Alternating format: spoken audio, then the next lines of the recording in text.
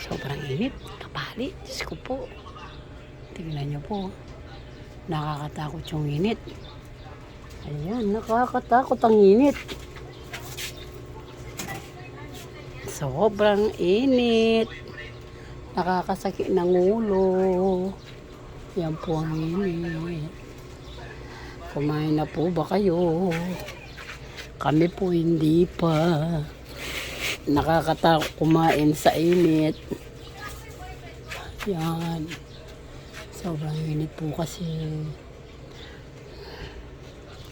Linagyan ko po kasi ng kariton. Yung para maibsan yung init sa aking bubong. Ayan.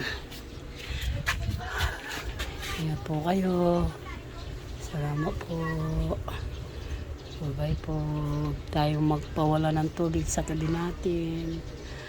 Para lagi tayong minom ng tubig. Ay, Diyos ko po sa init. Init talaga. Ingat bagay.